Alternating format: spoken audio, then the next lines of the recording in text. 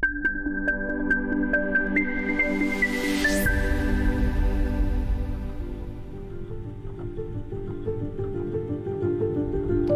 year I am going to be 37 and I already know what you're thinking. There's no way, he only looks about 29, and you're absolutely right. But as I approach my 40s, the likelihood of accidental breeding becomes more and more probable. So I'm actually at a point in life where I'm not ready for a daddy estate car, but I need something that's more practical than a VW Golf R. And so parents of the world, I give you the VW Tiguan R-Line, a car that does everything okay-ish. Let me show you what I mean.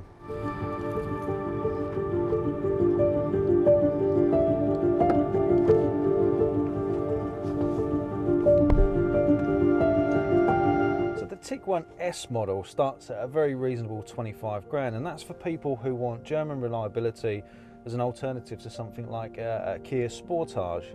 The reality is though that if you want the higher spec one, the R model, which is what this is, you're going to need to pay about 40 grand, and I'm pretty sure for a couple more you could get an Audi Q5, which does beg the question, if you were to lift the skirt up on a Q5, would it be wearing the same panties as a Tiguan? So what do you get for your 40 grand? Well, it's not a bad looking car, is it? But it also doesn't really make me lose my bladder control, but that's the point. VW just make okay looking cars. So the R-Line comes with this really nice body kit. It also comes with adaptive LED headlights and these really smart 20-inch alloy wheels with self-sealing tyres, which means, of course, you don't get a spare, which is fairly normal these days. Inside, you're going to get an 8-inch touchscreen multimedia system, satellite navigation, and 360-degree cameras. For the price, these things are expectations rather than perks, and they've been on cars for years, which is why I'm so surprised VW have put so many things on this that irritate me. Let's start with the interior. So the interior is seemingly well made, monochrome, typically German, but functional. However,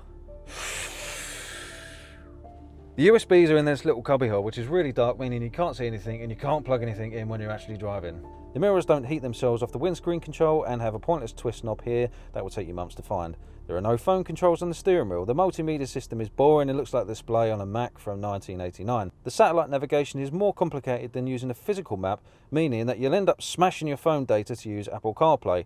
The 360-degree cameras are not covered, meaning they're constantly dirty. There's a 4-hour delay on the wiper movement. The seatbelt sensors go off constantly for no apparent reason, and the dashboard plastics look like a wrinkly old lady's bum cheek. Headache. Right, let's go driving.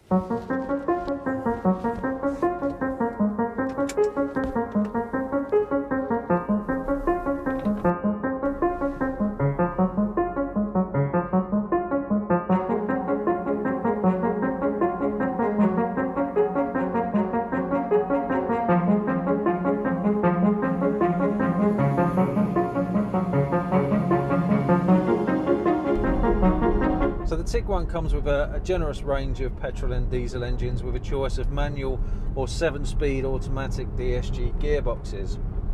Power outputs ranging from 150 to 240 horsepower with a choice of 4-wheel or front-wheel drive. This one tragically is the 2-litre diesel engine with 150 horsepower and front-wheel drive, and I have to say it's really sluggish, which is not what you want when you've got a wife and 15 children in the bloody car.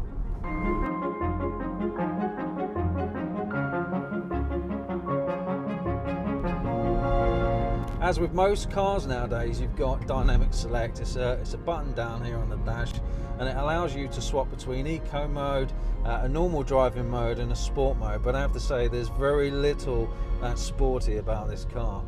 That being said, it drives really well. It's comfortable, it's quiet, the gearbox works really well, right up until the moment when you stop, which is when it gets confused.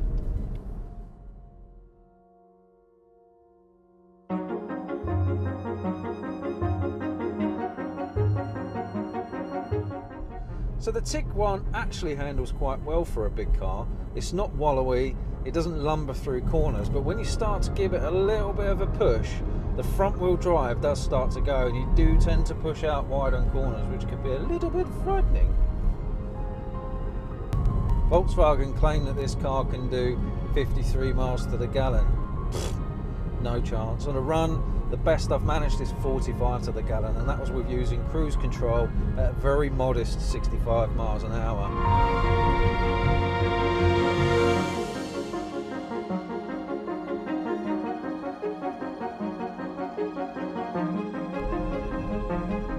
One really nice feature about the Tiguan is its cruise control system.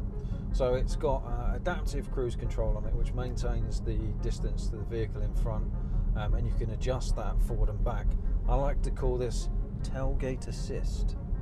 And in addition to that, it's got a passive safety system called lane assistance, which steers the car and maintains your lane position in certain conditions.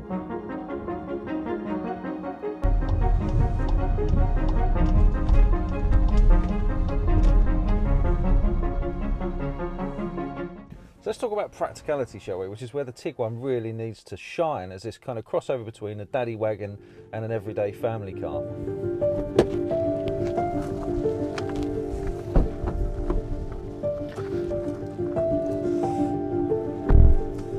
So the back of the Tiguan's not a bad place to be. You've got full leather seats in the back of the R-Line model. You've got this really nice panoramic roof right above you. Independent climate control in the back. A USB port and a 12-volt socket. Got this really nice central armrest with cup holders. Lovely touch. And these really nice tray tables. They're completely useless.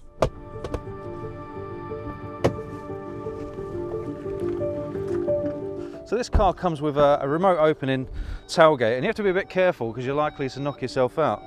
There's a generous amount of boot space in here, and to my absolute surprise, there is a space saver in there. Very unusual considering it's got self-sealing tyres. You can then take the parcel shelf out and fold these seats forward for a lot more room.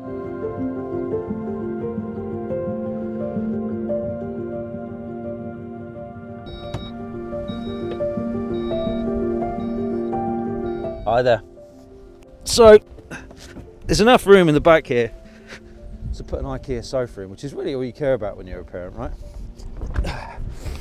Look, I know I've been probably unnecessarily hard on the Tiguan, but for good reason.